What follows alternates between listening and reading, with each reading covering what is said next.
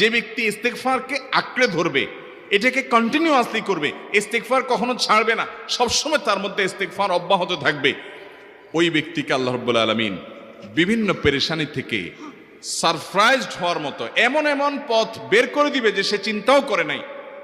তার পেরেশানি থেকে মুক্তির পথ আল্লাহ তাআলা দেখাই দিবেন। ইস্তেগফার কিভাবে করবেন ভাই? ইস্তেগফার এমন একটা আমল, এটা ছাড়া তো আমাদের উপায় নাই ভাই।